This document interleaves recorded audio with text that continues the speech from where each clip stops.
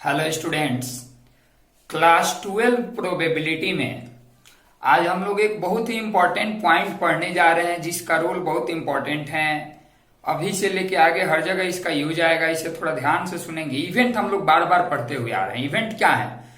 तो अगर हम कोई एक्सपेरिमेंट करते हैं तो उसके जितने भी पॉसिबल आउटकम हैं उसके सेट को हम सैंपल स्पेस कहते हैं, और सैंपल स्पेस के जितने भी सबसेट्स हैं वह उस एक्सपेरिमेंट्स के इवेंट्स कहलाते हैं। आज हम लोग बात करेंगे इंडिपेंडेंट इवेंट्स की। उसके बाद क्वेश्चन, एक या दो क्वेश्चन स्टूडेंट्स के द्वारा डाउट क्वेश्चन के रूप में पूछा गया है, आप 12 क्लास के हैं स्टूडेंट्स के द्वारा, उन क्वेश्चन का सॉल्यूशन हम लोग सॉल्व करेंगे। पहले हम देखते हैं इंडिपेंडेंट इवेंट। आपको नाम से पता चल रहा है और कंट्री इंडिया इज इंडिपेंडेंट यानी फ्री है। India is free to take its decision. India is free to pass its bills in parliament or for its judiciary। यानी कि इंडिया इंडिपेंडेंट है, मतलब स्वतंत्र है, इसको दूसरे किसी देश से कुछ लेना देना नहीं है खुद के नियम बनाने के लिए। उसी तरह इंडिपेंडेंट इवेंट क्या है और डिपेंडेंट इवेंट क्या है, इस लॉजिक को पूरी तरह से एक्सप्लेनेशन के साथ आज हम लोग समझने जा रहे हैं। इंडिपेंडेंट इवेंट के बारे में हम लोग बात करते हैं। देखिए, पिछले वीडियो में जब हमने मल्टीप्लीकेशन थ्योरम ऑन प्रोबेबिलिटी पढ़ा तो और अब में क्या अंतर है थोड़ा समझेंगे। पिछले में पढ़ा, मान लेते हैं कि 52 कार्ड का एक डेक है, एक पैक है, उसमें से 2 कार्ड निकाले गए। पहला कार्ड के किंग निकलने का इवेंट ई है और दूसरे कार्ड का किंग निकलने का इवेंट क्या है, ई है। ठीक है, 2 कार्ड्स हैं, फिर से सुने। 52 कार्ड्स के बंडल से 2 कार्ड निकालते हैं जिसमें ई है event of coming, E is the event of coming king in first draw and F is the event of coming king in second draw. तो प्रोबेबिलिटी ऑफ ई क्या होता है, यानी ई के आने की प्रोबेबिलिटी क्या है, यानी फर्स्ट ड्रॉ में किंग आए, इसकी प्रोबेबिलिटी क्या है, 4/52। लेकिन अगर फर्स्ट ड्रॉ में किंग आ गया तो सेकंड ड्रॉ में अगर किंग आ गया यानी ई हो गया तो सेकंड ड्रॉ में किंग आने की प्रोबेबिलिटी, तब 4 किंग नहीं बचे हैं, कितने किंग बचे हैं, 3, यानी 3/51। लेकिन अगर पहला ड्रॉ किए हम और पहले ड्रॉ में किंग नहीं आया, मतलब ई इवेंट हैपन नहीं हुआ, तब दूसरे ड्रॉ में यानी कि f/e डैश, ई डैश मतलब ई का नहीं होना, अगर ई डैश हुआ यानी ई नहीं हुआ तब एफ के होने की प्रोबेबिलिटी। तो किंग अभी भी 4 है लेकिन टोटल कार्ड्स कितने हैं, 51 है। तो यहां हम देख रहे हैं कि पहला कार्ड क्या निकलेगा। अगर पहला कार्ड किंग निकला तो दूसरे कार्ड के किंग निकलने की प्रोबेबिलिटी कम हो गई। पहला कार्ड अगर किंग नहीं निकला तो दूसरे कार्ड के किंग निकलने की प्रोबेबिलिटी क्या हो गई, बढ़ गई। तो 2 वैसे इवेंट्स जिसमें एक के रिजल्ट से दूसरे का रिजल्ट प्रभावित होता हो, इफेक्टेड होता हो, उसे हम डिपेंडेंट इवेंट कहते हैं। लेकिन अब हम बात करें डिपेंडेंट इवेंट के अलावा, मान लेते हैं 2 डाइस फेंका गया। कितने डाइसेस फेंकेगा गया, 2 dices. When 2 dices are thrown, let E be the event of coming A6 on first dice। पहले डाइस पे 6 आने के इवेंट को E मानते हैं, and F be the event of coming 6 on the second dice। और F event है second dice पे 6 आने का इवेंट। तो प्रोबेबिलिटी ऑफ E, यहां पे हम लिख देते हैं प्रोबेबिलिटी ऑफ E, यानी फर्स्ट डाइस पे 6 आने का प्रोबेबिलिटी। तो फर्स्ट डाइस पे टोटल आउटकम कितने होते हैं, 6, जिसमें से 6 वाला आउटकम कितना होता है, 1। तो पहले डाइस पे 6 आने की प्रोबेबिलिटी 1/6 और दूसरे डाइस पे 6 आने की प्रोबेबिलिटी कितनी होगी, तो दूसरे डाइस पे अगर पहले पे 6 आ गया तो E अगर हो गया तो F होने की प्रोबेबिलिटी तो भी 1/6। अगर E नहीं हुआ यानी पहले पे 6 नहीं आया तो भी दूसरे पे 6 आने की प्रोबेबिलिटी 1/6, क्योंकि पहले पे 6 आया या नहीं आया उससे दूसरे का रिजल्ट इफेक्टेड नहीं होता है। ध्यान से सुनेंगे कि अगर पहले इवेंट के ऑकुरेंस से दूसरे इवेंट के ऑकुरेंस पे कोई इफेक्ट नहीं पड़ता है तो हम दोनों इवेंट को इंडिपेंडेंट इवेंट कहते हैं। अब ध्यान से सुनेंगे इसका डिफिनीशन क्या होगा, यानी कि अगर PF/E निकाल रहे हैं तो PE से इसको कुछ फर्क नहीं पड़ता है, E हुआ है चाहे नहीं हुआ है, PF/E का वैल्यू PF के ही इक्वल है। PF/E का वैल्यू किसके इक्वल है, PF के। या फिर PE/F का वैल्यू किसके इक्वल है, तो यह वैल्यू PE के इक्वल है। तो हम बोलेंगे कि यह E और F कैसे इवेंट्स हैं, इंडिपेंडेंट इवेंट। तो इसका डिफिनीशन कैसे लिखेंगे, let 2 events events A and B, A and B are said to be independent events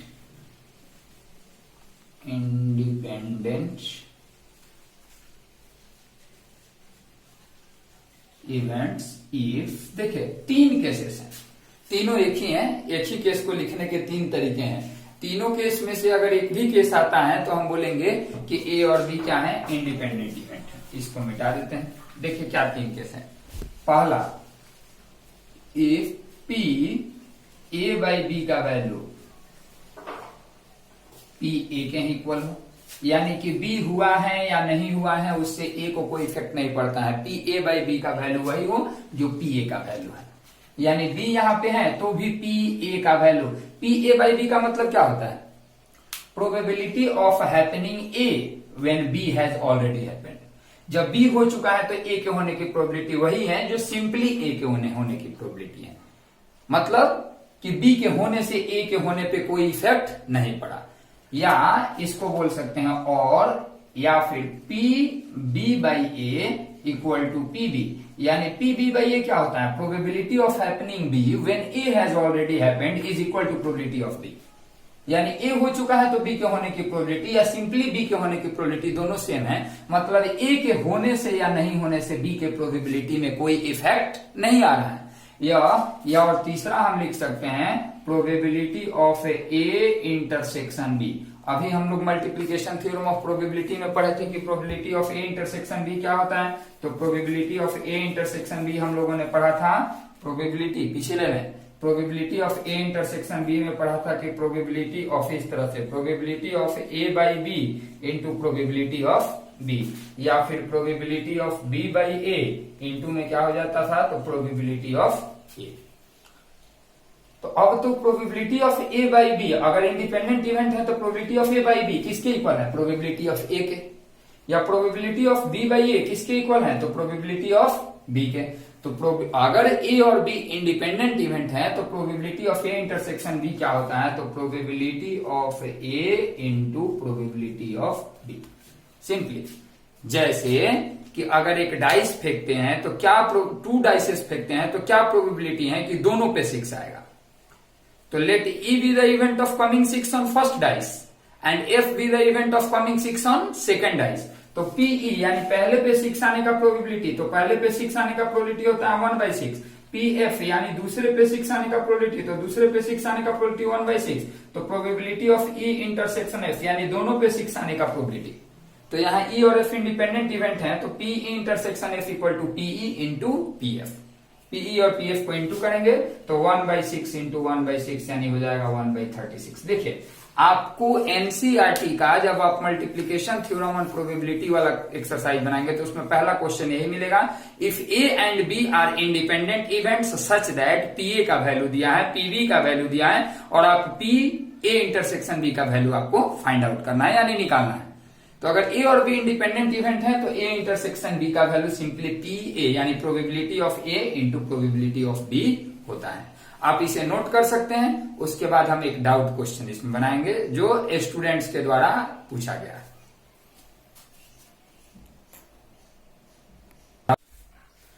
देखिए यह डाउट क्वेश्चन पूछा गया है, चूंकि यह अभी इंडिपेंडेंट इवेंट का है इसलिए आज के क्लास के पहले शायद यह क्वेश्चन बना पाना आपके लिए संभव नहीं था, लेकिन आज के बाद इस टाइप के क्वेश्चंस बनेंगे। देखिए क्वेश्चन में क्या है, 2 balls are drawn at random with replacement. अभी तक जो क्वेश्चन बनता था उसमें विदाउट रिप्लेसमेंट होता था, आज आ गया विथ रिप्लेसमेंट। दोनों में अंतर हम लोग समझेंगे। यानी 2 balls are drawn at random with replacement from a box containing 10 black and 8 red balls. एक बैग में 10 ब्लैक बॉल्स हैं और 8 रेड बॉल्स हैं और उसमें से 2 बॉल, पहला बॉल निकाला गया और रिप्लेसमेंट यानी देख के वापस उसमें रख दिया गया। तो अगर मान लीजिए कि पहला बॉल निकाला गया उस समय रेड बॉल 8 थे और ब्लैक बॉल कितने थे, 10 थे, यानी टोटल बॉल 18 जिसमें से रेड कितने थे, 8। तो जिस समय पहला बॉल निकाला गया उस समय रेड होने की प्रोबेबिलिटी थी 8/18। अगर विदाउट रिप्लेसमेंट कहता है यानी निकाला गया और देख के बाहर फेंक दिया गया तब दूसरा रेड निकालने की प्रोबेबिलिटी, अगर पहला रेड निकल गया तो दूसरा रेड निकालने की प्रोबेबिलिटी, तो अब रेड कितना बचता, 7 बचता और टोटल बॉल कितने बचते, 17। और विदाउट रिप्लेसमेंट ही रहता। पहला बॉल निकाले, ब्लैक निकला, उसको फेंक दिए, तब रेड निकलने की प्रोबेबिलिटी क्या होती? तो 8/17 होती। यानी यह सब डिपेंडेंट इवेंट होते। लेकिन यहाँ पे पहला बॉल निकाला गया, देख के उसको अंदर रख दिया गया, तो पहला बॉल रेड निकालने की प्रोबेबिलिटी 8/18 है, क्योंकि बैग में उस समय 8 रेड बॉल थे और टोटल बॉल कितने थे? 18। लेकिन अगर पहला बॉल निकाल के वापस रख दिया गया तो फिर दूसरा बॉल रेड निकालने की प्रोबेबिलिटी उतना ही रहेगी, 8/18। पहला बॉल ब्लैक निकालने की प्रोबेबिलिटी, ब्लैक बॉल कितने थे? 10, तो 10/18 है, उसको देखा गया, चूंकि क्वेश्चन में कह रहा विथ रिप्लेसमेंट, यानी निकाला गया और फिर उसमें रख दिया गया, तो दूसरा भी ब्लैक निकालने की प्रोबेबिलिटी 10/18 होगी। यानी पहला ड्रॉ में कौन सा बॉल निकलता है और दूसरे ड्रॉ में कौन सा बॉल निकलता है, यह दोनों कैसे इवेंट है? Independent event. क्यों? क्योंकि पहला में रेड निकल गया अगर, तो दूसरे में ब्लैक निकलने का चांसेस न पहले की अपेक्षा कम हुआ न ज्यादा हुआ, इसलिए क्योंकि जो बॉल पहला निकाला गया उसको रिप्लेस कर दिया गया, वापस उसमें डाल दिया गया। इस क्वेश्चन को कैसे बनाएंगे इस पे बात करते हैं। देखिए यहां पे सॉल्यूशन में आया, solution total number of balls, total number of balls, total balls का नंबर कितना है? तो 10 + 8 यानी कितना हो गया? 18। Number of red balls equal to 8 और नंबर ऑफ ब्लैक बॉल्स का नंबर कितना है? तो ब्लैक बॉल्स का नंबर हो गया है हम लोग का 10। रेड बॉल का नंबर है 8 और ब्लैक बॉल का नंबर कितना है? 10। अब फर्स्ट क्वेश्चन में आते हैं। Probability that first is red, पहला रेड होने का प्रोबेबिलिटी कितना होगा? तो रेड बॉल है 8 और टोटल बॉल है 18, तो 8/18। अब इसी में कहें कि probability that second is red, अब दूसरा वाला रेड होने की प्रोबेबिलिटी, तो चूंकि पहला वाला बॉल निकाल के बाहर तो फेंका नहीं गया है कि रेड बॉल कम हो गया, देख के फिर वापस रख दिया गया, तो अभी भी बैग का वही कंडीशन है, टोटल बॉल 18 और रेड बॉल 8, तो दूसरा बैग भी रेड निकालने का प्रोबेबिलिटी कितना होगा? 8/18। यह दोनों इवेंट इंडिपेंडेंट है, पहले में क्या निकला उससे दूसरे के रिजल्ट पे कोई प्रभाव नहीं पड़ेगा, because ball is being replaced, क्योंकि बॉल को क्या किया जा रहा है? रिप्लेस किया जा रहा है। तो यहां पर लिखेंगे therefore probability that both are red equal to, जब दो इवेंट इंडिपेंडेंट हैं, दोनों के होने की प्रोबेबिलिटी निकालनी है, तो 8/18 में 8/18 से क्या करेंगे? इंटू 2 से 4 टाइम में 9 बार में, फिर 2 से 4 बार में 9 बार में, यानी 16/81। यानी पहला भी रेड हो दूसरा भी रेड हो, इसकी प्रोबेबिलिटी है 16/81।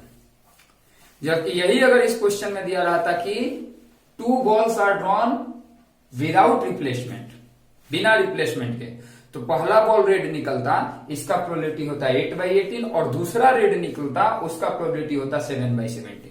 अगर फर्स्ट बॉल रेड निकल गया तो दूसरे बॉल के रेड होने की प्रोबेबिलिटी होती 7/17, और अगर पहला बॉल रेड नहीं निकला तो दूसरे बॉल के रेड होने की प्रोबेबिलिटी होती 8/17। लेकिन यहां तो देखा गया और देख के वापस रख दिया गया, इसलिए इंडिपेंडेंट इवेंट है।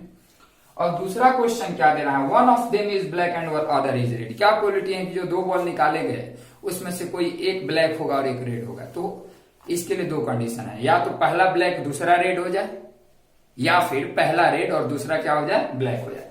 तो पहला ब्लैक और दूसरा रेड होने की प्रोबेबिलिटी क्या है? पहला ब्लैक और दूसरा बॉल रेड हो, इसकी क्या प्रोबेबिलिटी है? प्लस पहला बॉल रेड हो और दूसरा ब्लैक हो, उसकी क्या प्रोबेबिलिटी है? दोनों को क्या करेंगे? प्लस करेंगे। इसको नोट करना चाहते हैं तो नोट कर सकते हैं, फिर पीछे की तरफ चल के हम लोग सेकेंड क्वेश्चन को बनाएंगे।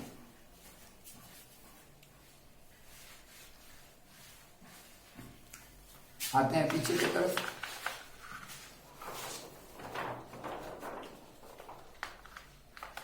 देखिए पीछे की तरफ सेकेंड क्वेश्चन में, as probability of drawing a red ball, एक रेड बॉल निकालने की प्रोबेबिलिटी। देखिए अब इसमें इफेक्ट इसलिए नहीं पड़ रहा है 8/18 यानी 4/9, वो चाहे पहला बॉल हो चाहे दूसरा बॉल हो, क्योंकि इसमें रिप्लेस कर दिया जा रहा है। तो पहला बॉल भी रेड निकालने का प्रोबेबिलिटी 4/9, दूसरा भी निकालने का 4/9, और प्रोबेबिलिटी, और किस चीज का probability, probability of drawing A black ball. एक ब्लैक बॉल की प्रोबेबिलिटी क्या होगी, तो ब्लैक बॉल की प्रोबेबिलिटी होगी 10/18 यानी कि 5/9। क्लियर है।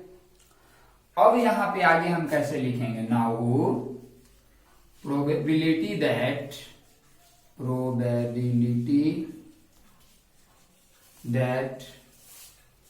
फर्स्ट इज ब्लैक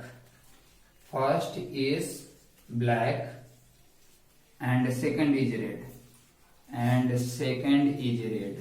पहला ब्लैक है और सेकंड रेड है, इसकी प्रोबेबिलिटी, तो पहला ब्लैक होने की प्रोबेबिलिटी 5/9, दूसरा रेड होने की प्रोबेबिलिटी 4/9 यानी 20/81। क्योंकि हमको क्या प्रोबेबिलिटी निकालना है, क्या प्रोबेबिलिटी है कि एक बॉल ब्लैक निकला और एक बॉल रेड निकला।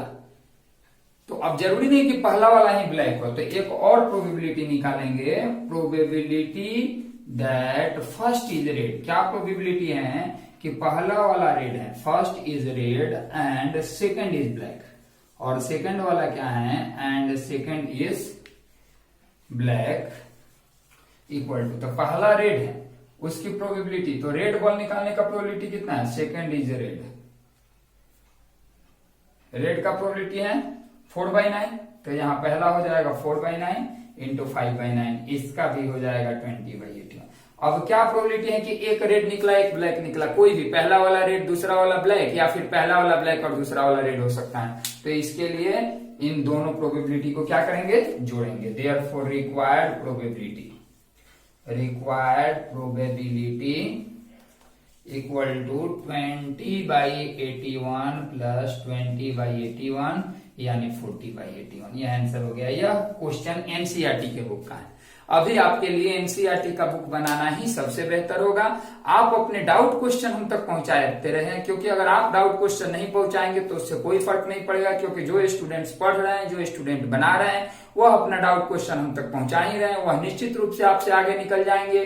अगर आप अभी भी क्वेश्चंस नहीं बना रहे हैं और सीरियसली पढ़ नहीं रहे हैं, इसलिए क्वेश्चन बनाइए, अपने डाउट क्वेश्चन लगातार हम तक पहुंचाते रहिए, हम उन क्वेश्चंस को बनाते रहेंगे। आज के वीडियो में इतना ही, अगले वीडियो में हम लोग और आगे बढ़ेंगे।